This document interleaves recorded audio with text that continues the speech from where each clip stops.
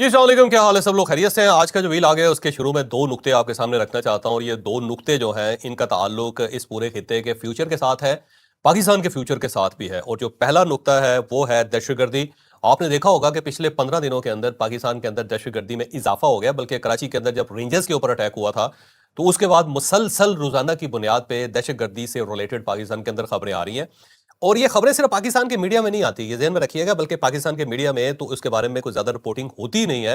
ये social media पे होती हैं। और उसके बाद जो बाहर का मीडिया अगर आप उसको देखें तो आपको हर बड़े मीडिया के अंदर जो अमेरिकन है, जो यूरोपियन है, जो मिडल ईस्ट का है, जो फार ईस्ट का है, यानी जो दुनिया की बड़ी-बड़ी वेबसाइट्स हैं, बड़े-बड़े अखबार हैं, बड़े-बड़े जो उनके न्यूज़ नेटवर्क्स हैं, वहाँ पे आपको पाकिस्तान की दहशतगर्दी से रिलेटेड खबरें आती हैं और इंडिया के अंदर बहुत ज़्यादा। आप इंडिया का कोई अखबार देख लें, आप कोई टीवी देख लें, कोई उनकी वेबसाइट देख लें, तो वहाँ पे आपको पाकिस्तान की जो दहशतगर्दी की खबरें हैं, वो बहुत ज़्यादा तादाद में और बल्कि बड़ी बोल्ड बोल्ड नज़र आएँगी।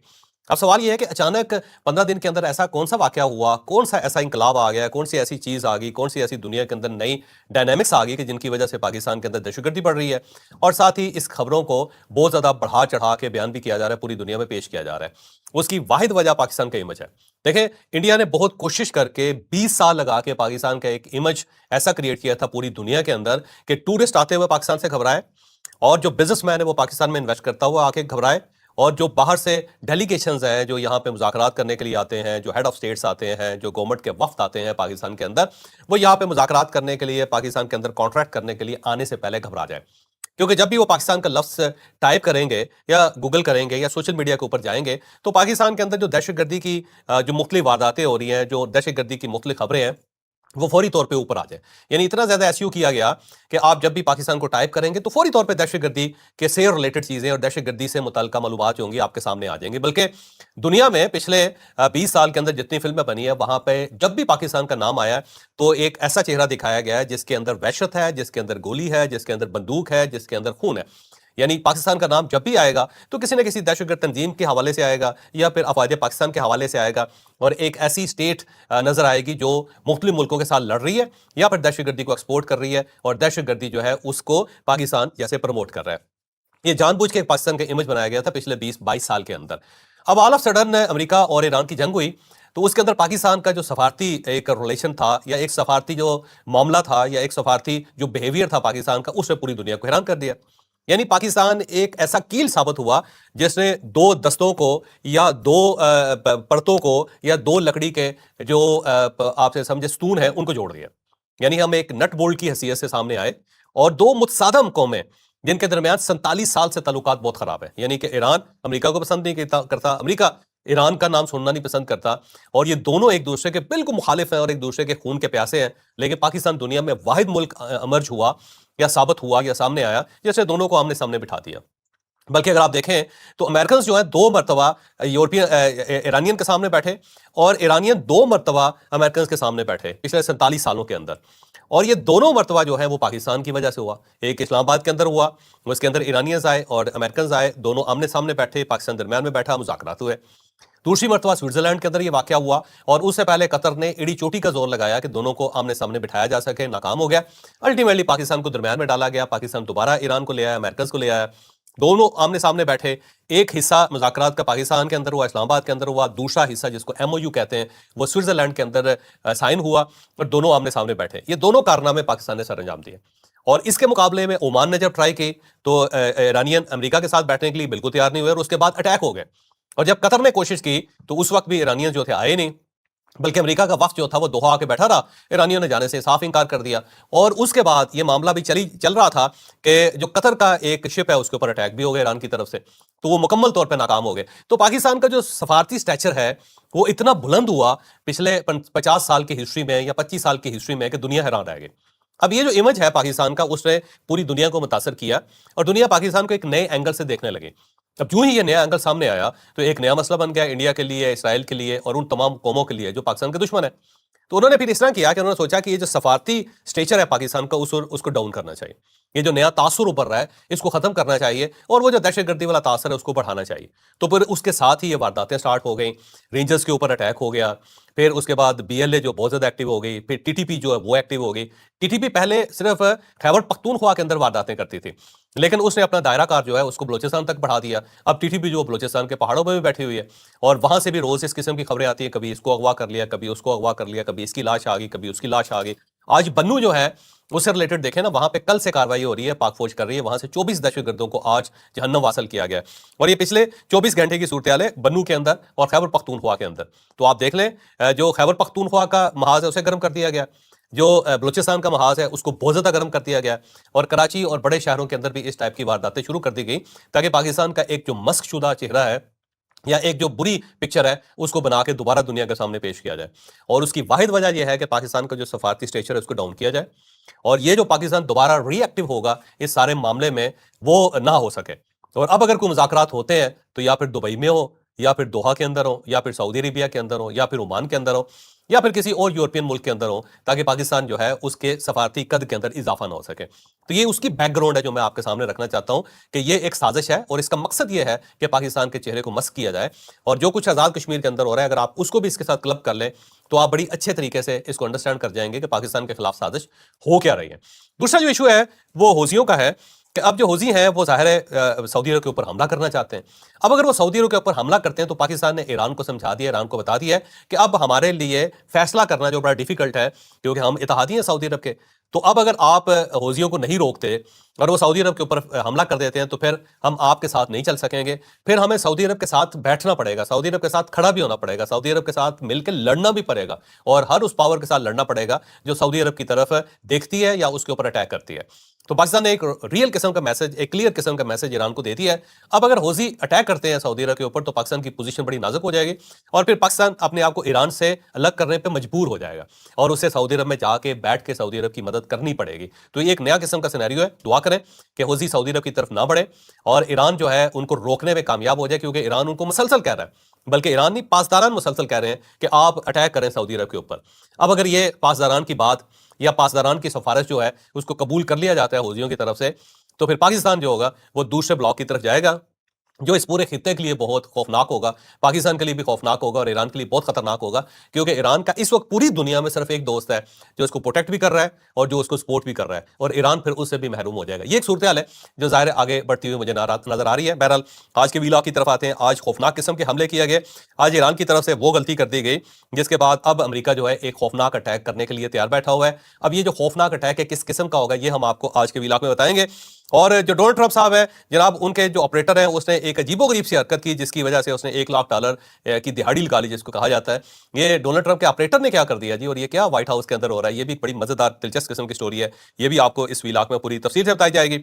अमेरिका ने क्या किया, ईरान ने आज क्या किया, किस किस मुल्क के ऊपर हमला हुआ, कितना शदीद किस्म का हमला था, और इस वक्त ये कहा जा रहा है, ईरान की तरफ से क्लेम किया जा रहा है कि हमने पिछले 4 माह के हमलों में से सबसे बड़ा हमला कर दिया है। ये सबसे बड़ा हमला कहां पे हुआ, कैसे हुआ, ये हम आपको इस वीलॉग में बताएंगे। लेकिन वीलॉग की तरफ जाने से पहले मेरी आपसे रिक्वेस्ट है कि चैनल को सब्सक्राइब जरूर कीजिएगा और ये जो बेल आइकन है इसको जरूर प्रेस करें ताकि नोटिफिकेशन आपको मिलता रहे। और ये याद रखें कि अच्छी बात सदका जारी होती है। अगर आपको ये वीलॉग अच्छा लगे तो किसी न किसी के साथ जरूर शेयर कीजिएगा। और हमने अपना कॉलम 0 पॉइंट ऑडियो फॉर्म में भी लॉन्च कर दिया है, और साथ ही इसे हम अपनी वेबसाइट javesia.com के ऊपर प्लेस भी कर रहे हैं। अब आप हमारा कॉलम पढ़ भी सकते हैं, सुन भी सकते हैं। और साथ ही मेरी आपसे रिक्वेस्ट है कि हमारा व्हाट्सएप चैनल उसको ज्वाइन कीजिए, हमारा फेसबुक पेज उसको ज्वाइन कीजिए, और जो हमारे ट्विटर अकाउंट है उसको जरूर फॉलो कीजिए। अभी रिकॉर्डिंग के दौरान जब हम ये रिकॉर्ड कर रहे थे तो उस वक्त ईरान की तरफ से ये क्लेम किया गया कि उसने पिछले 4 माह का सबसे ज्यादा खौफनाक और बड़ा हमला कर दिया है, और ये हमला कतर के ऊपर किया गया है। वहां पे अल अदीद एयर बेस है जिसके अंदर अमेरिकन मौजूद है, और कहा जाता है कि इनकी तादाद 10,000 से लेके 20,000 तक है, और वहां पे हर किस्म की इंस्टॉलेशन जो है वो मौजूद है अमेरिकन की। और अमेरिकन का ये जो एयर बेस है बड़ा पुराना एयर बेस है, और इसके ऊपर अब ईरान की तरफ से क्लेम किया जा रहा है कि हमने हमला किया है। और ये जो हमला है वहां पे जो रेडार सिस्टम है जो इस पूरे रीजन को देख रहा है, हमने उसको उड़ा दिया और उसके ऊपर प्रॉपर हमला हुआ है। वहां पे अमेरिकी फजाइया है, और अमेरिकी फजाइया के जो जहाज खड़े हैं उनके हैंगर्स जो है उनके ऊपर अटैक किया गया है, और जो उनका ईंधन है जहाज़ों का इस वक्त तक जो वहां पे सेव किया हुआ है उसको भी बकौल ईरान के कि हमने उड़ा दिया है, और वहां पे बड़ी तबाही वहाँ पे इस वक्त ठीक ठाक किस्म का वहाँ पे धुआं है और आग लगी हुई है, और साथ ही अमेरिकन सोल्जर्स के मरने की और अमेरिकन सोल्जर्स के जख्मी होने की इतलात आ रही हैं। लेकिन ये खबर अभी तक अमेरिका की तरफ से इसे कंफर्म नहीं किया गया, और जो वहाँ पे आज़ाद ज़राए हैं उन्होंने ये तस्लीम किया है कि अटैक ज़रूर हुआ है, लेकिन कितनी तबाही आई है इसके बारे में सरदर्द कुछ नहीं कहा जा सकता। अब जो कतर की गवर्नमेंट है उसका ये कहना है कि हमारे ऊपर जो हमले हुए हमने उसको इंटरसेप्ट किया है, और जितने भी मिसाइल्स हैं उनको हमने हवा के अंदर, फिजा के अंदर ख़त्म कर दिया है, और वो प्रॉपर अटैक जो है वो कामयाब नहीं हो सका। कतर की तरफ से ये रद्द-ए-अमल आ रहा है। जो आज़ाद हमारे ज़राए वो ये कहते हैं कि हमला हुआ है, वहाँ से धुआं उठ रहा है, वहाँ से आग जो है वो उठ रही है, और उसके साथ-साथ वहाँ पे धमाकों की आवाज़ें आई हैं, लेकिन नुकसान कितना हुआ इसके बारे में कुछ नहीं कहा जा सकता, और साथ ही जो सेंटकॉम है उसकी तरफ से अभी तक कोई कंफर्मेशन नहीं आई। इसके साथ-साथ आज ईरान ने ओमान के ऊपर भी अटैक किया। ओमान के ऊपर 3 हमले हुए। एक ओमान के करीब एक जहाज था, और उसे ईरान बार-बार वार्निंग दे रहा था कि आप रुक जाओ, लेकिन वो नहीं रुका। तो ये बहरी जहाज है, इसके ऊपर अटैक हुआ है, और इस वक्त उसके अंदर आग लगी हुई है, और बड़ा खासा नुकसान बहरी जहाज का हुआ है। साथ ही जो ओमान के अंदर 2 अमेरिकन रेडार्स हैं, उसके ऊपर हमला हुआ है, यानी 2 हमले हुए हैं ओमान के अंदर, और वहां पे जो अमेरिकन रेडार है ईरान के बकौल हमने उसे तबाह कर दिया है। तो अब रेडार जो है उनके काम नहीं कर रहे, और उसके ऊपर बैलिस्टिक मिसाइल जो मारे हमने, और साथ ड्रोन्स भेजे हैं, लेकिन ओमान की तरफ से भी अभी कोई कंफर्मेशन नहीं आई। आज सीरिया के ऊपर भी अटैक किया है, और सीरिया के ऊपर जो अमेरिकी कमांड सेंटर है वहां पे तनफ एक जगह का नाम है, और उसके ऊपर आज ईरान ने पहली मर्तबा हमला किया है। तो सीरिया शाम के अंदर जो अमेरिकन अड्डा है उसके ऊपर भी हमला कर दिया। तो आज इन हमलों की जो तादाद है और जो उसका रेडियस है वो ईरान की तरफ से बढ़ाया गया है। इसके साथ साथ उर्दन के अंदर जंगी तैयारे हैं वहां पे अमेरिका के, और उसके बारे में ईरान का क्लेम यह है कि हमने 14वीं लहर जो है शुरू कर दी है, और ये नसर 2 की 14वीं लहर है, जिसके जरिए हमने आज जॉर्डन उर्दन को जो है उसको भी निशाना बनाया, और वहां पे अमेरिकन जंगी जहाज खड़े थे, और उन जंगी जहाज़ों को ठीक ठाक किस्म का नुकसान पहुंचा है। अब ये क्लेम जो है ये ईरान की तरफ आ रहा है, याद रखिएगा, अमेरिका ने अभी तक इसको कंफर्म नहीं किया। साथ साथ कुवैत जो है उससे भी खबर आई है, और ये वो गलती है जो ईरान ने की है, और मेरा ख्याल है इसका नुकसान ईरान को आने वाले घंटों में बहुत ज्यादा होगा। कुवैत के बकौल कि आज हमारे ऊपर हमला हुआ है, और जो हमारा समुद्री पानी को मीठे पानी में कन्वर्ट करने वाला जो प्लांट था उसको नुकसान पहुंचा है, और साथ ही कुवैत ने यह तस्लीम किया है कि हमारे बिजली घर के ऊपर हमला हुआ है। अब ये वो इंफ्रास्ट्रक्चर है जिसे जो अमेरिकन हैं वो बचाना चाहते थे, क्योंकि मिडिल ईस्ट के अंदर ये इंफ्रास्ट्रक्चर बड़े सेंसिटिव हैं। जितने बिजली घर हैं वो ज़ाहिर है पूरे पूरे सिस्टम को चला रहे हैं, पूरे पूरे मुल्क को चला रहे हैं, और उस मामले में मिडिल ईस्ट बहुत ज़्यादा कंसर्न है। साथ क्योंकि वहां पे मीठा पानी नहीं है, तो 94% पानी जो है पूरे मिडिल ईस्ट का वो समंदर को डिसैलिनेट करके उससे वो निकाला जाता है पानी। डिसैलिनेशन प्लांट्स है वहां पे बहुत ज्यादा, बड़े बड़े ह्यूज प्लांट्स हैं। अब उन प्लांट्स के जरिए पानी को मीठा बना के उसको इस्तेमाल करने के काबिल बनाया जाता है। मिडिल ईस्ट के बारे में कहा जाता है कि अगर आप इनके सिर्फ पानी के प्लांट से उड़ा देंगे तो यहाँ पे सिविलाइजेशन खत्म हो जाएगी, यहाँ पे ये सारे शहर, सारे मुल्क बर्बाद हो जाएंगे, और यहाँ फिर आबादी जो है वो कायम नहीं रह सकेगी। तो ये जो रेत के ऊपर बने हुए बड़े बड़े शानदार किस्म के शहर हैं जिनके अंदर ट्रिलियन डॉलर्स का कारोबार होता है, ये सिर्फ और सिर्फ उस पानी की बेस पे चल रहे हैं जो समंदर से निकाल के जिसको मीठा किया जाता है। तो अब अगर कुवैत के अंदर बिजली घर के ऊपर अटैक हो गया और समुद्री पानी के ऊपर अटैक हो गया, तो इसका मतलब ये हुआ कि इन्होंने फिर जो ईरानियों ने जो मिडिल ईस्ट का दिल है उसके ऊपर हमला कर दिया है। अब मेरा ख्याल है अमेरिकन से अगर पहले सोच रहे थे कि हम ईरान के बिजली घरों के ऊपर अटैक करेंगे, पुलों के ऊपर हमला करेंगे, और जो इनके पानी के जो प्लांट्स हैं उनको तबाह करेंगे, तो मुझे लगता है कि पासदारान ने ये गलती करके पूरा मौका दे दिया अमेरिका को कि इनके पुलों के ऊपर भी अटैक किया जाए, इनके बिजली घरों के ऊपर भी अटैक किया जाए, और इनके जो साफ पानी के पीने के पानी के जो प्लांट्स हैं उनके ऊपर भी अटैक किया जाए। अब अगर अमेरिका की तरफ से ये रद्द-ए-अमल आ जाता है तो ये मामला जो है ना मजीद फैल जाएगा, और ये इतना ज्यादा फैल जाएगा कि फिर इसको कंट्रोल करना इतना आसान काम नहीं होगा। अभी अभी ताज़ा तरीन खबर भी आई है कि दोहा के अंदर इस वक्त धमाकों की आवाजें आ रही हैं, यानी कि कतर दोहा के अंदर, और इस वक्त भी वहां पे इसका मतलब ये हुआ कि अटैक इस वक्त चल रहा है। अब देखते हैं इस अटैक का नतीजा क्या निकलता है, लेकिन मेरा ख्याल है ईरान को कतर को थोड़ा सा स्पेयर करना चाहिए था, क्योंकि इस सारे मामले में कतर ने 3 फेवर्स दिए हैं ईरान को जो किसी और मुल्क ने नहीं दी। कतर ने इवन ईरान को यह तक ऑफर कर दिया था कि अगर आपको $12 बिलियन चाहिए तो वो हम खुद आपको दे देंगे, या $6 बिलियन जो आपका यहां पड़ा हुआ है, अगर अमेरिकन ही देते तो $6 बिलियन तो हम आपको दे देंगे, ये हम आपको गारंटी देते हैं। दूसरा, कतर ने ईरान को स्विट्जरलैंड के अंदर अमेरिकन के साथ बिठाया था, और वो सारी मेजबानी जो थी वो कतर की तरफ से की गई थी, पाकिस्तान ने बहुत अहम किरदार अदा किया था। और तीसरा, ये जो टेक्निकल मुज़ाकरात थे वो सारे के सारे कतर के अंदर हो रहे थे। तो अब अगर आपने सालस को इतना डैमेज कर दिया है तो अब वो दोबारा सालसी क्यों करेगा, और इससे ईरान को ज़ाहिर है बहुत ज्यादा नुकसान होगा। साथ ही जो अमेरिकन हैं उनकी तरफ से यह क्लेम किया गया है कि हमने आज चाबहार के ऊपर एक वॉच टावर था उसको गिरा दिया है, और उसके ऊपर खौफनाक हमला अमेरिका की तरफ से, सेंटकॉम की तरफ से किया गया है। और इसको ईरान ने भी तस्लीम किया है। ईरान ने तस्लीम किया है कि चाबहार के ऊपर अटैक हुआ है और बड़ा खौफनाक किस्म का हमला हुआ है। इतना शदीद हमला था कि वो सारी जगह हिल गई हैं, अपने कदमों के ऊपर से हिल गई हैं और नीचे से बुनियादों तक वो हिली हैं। और इतना खौफनाक हमला हुआ है कि वॉच टावर जो था वो खुद ही गिर गया, उसके ऊपर अटैक नहीं हुआ, लेकिन धमाका इतना ज्यादा था कि उसके शिद्दत से वॉच टावर जो है वो जमीन बोस हो गया। उसके साथ साथ ये सेंटकॉम की तरफ से ये तस्लीम किया गया कि कल रात छठी रात थी जिसके ऊपर मुसलसल ईरान के ऊपर हमला किया गया और ईरान ने इस मामले में कुछ दादोशुमार पेश किए हैं। उसके बकौल एयरपोर्ट के ऊपर हमला हुआ है। ये पहला एयरपोर्ट है जिसके ऊपर प्रॉपर हमला किया गया है और ये सिविलियन एयरपोर्ट था जिसके ऊपर सिविलियन फ्लाइट्स उतरती थी। तफसील जो है अभी तक ईरान की तरफ से नहीं आई, यूं ही ये तफसील आएगी तो हम आपके साथ शेयर करेंगे। साथ ही बंदर अब्बास जो ज़ाहिर है बड़ी इनकी पोर्ट है उसके ऊपर अटैक हुआ है और ये बंदर अब्बास जो है ये आबना हुर्मुज़ के ऊपर है। इसके ऊपर अटैक जो उसका बहुत ज़्यादा नुकसान ईरान को होगा। फिर एक बंदर खमीर है, इसके ऊपर अटैक हुआ है और वहाँ पे भी खासा ठीक ठाक किस्म का नुकसान हुआ है। यहाँ पे कुछ मिलिट्री इंस्टॉलेशंस भी थी जो डैमेज हुई हैं। इसके साथ साथ अहवाज का जो जजीरा है, शहर है प्रॉपर, हो ये बड़ा पुराना शहर है, याद रखिएगा, हिस्ट्री के अंदर इसका बड़ा नाम है। इसके ऊपर भी अटैक हुआ है, यहाँ पे भी ठीक ठाक किस्म का नुकसान हुआ है। फिर बोशत शहर, ये वो शहर है जिसके अंदर न्यूक्लियर प्लांट है ईरान का, उसके ऊपर भी अटैक हुआ है। और साथ ही ईरान ने यह तस्लीम किया कि आज हमारे 3 पुल गिराए गए अमेरिका की तरफ से।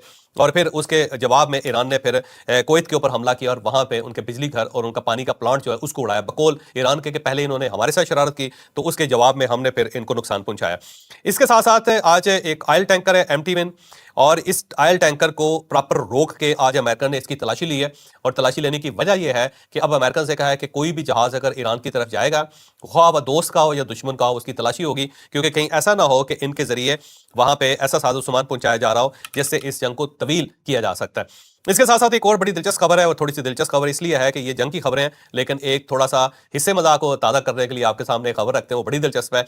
वो ये है कि व्हाइट हाउस का एक ऑपरेटर है, उसका नाम गैब्रियल है। और ये जो गैब्रियल साहब हैं ये टेलीफोन ऑपरेटर थे और ये डोनाल्ड ट्रंप साहब की कॉल्स में लाते थे और डोनाल्ड ट्रंप की गुफ्तगू सुनते रहते थे। उसके अंदर उसने एक वेबसाइट है कॉल्शी, उसके अंदर इस बंदे ने कमाल ये किया कि वहां पे ये इंफॉर्मेशन देता रहा कि डोनाल्ड ट्रंप ये कहेगा या वो कहेगा, और उसके ऊपर वहां पे बिडिंग होती थी। बिड ये होती थी कि शर्तें लगती थी, मैं इस तरह कर लेते हैं कि वहां पे शर्तें लगती थी और उस शर्तों से इस आदमी ने $1 लाख कमा लिया, क्योंकि ये पहले से ही बता देता था कि कल क्या होने वाला है, डोनाल्ड ट्रंप किसके साथ क्या करने वाला है। क्योंकि जो तकरीरें होती थी डोनाल्ड ट्रंप की, जो डिस्कशन चल रही होती थी, उससे ये पॉइंट उठा के ये आगे पास ऑन करता था और फिर डोनाल्ड ट्रंप के जो ख्यालात होते थे उसकी बुनियाद पे प्रॉपर वहां पे नीलामी होती थी, बोली लगती थी और उसके बाद शर्तें लगती थी उसके ऊपर। इन शर्तों के जरिए इस गैब्रियल साहब ने $1 लाख अपने खड़े कर लिए। 2016 में इन्होंने व्हाइट हाउस के अंदर काम करना शुरू किया था और ये आने वाले दिनों का जो फ्यूचर होता था, कमोडिटी, स्पेशली कमोडिटीज जिसकी ज़्यादा जरूरत होती थी, डोनाल्ड ट्रंप जब ख्यालात का इजहार करता है तो उससे कमोडिटी के रेट्स कभी ऊपर जाते थे कभी नीचे जाते थे, उसकी बुनियाद पर शर्तें लगाई जाती थी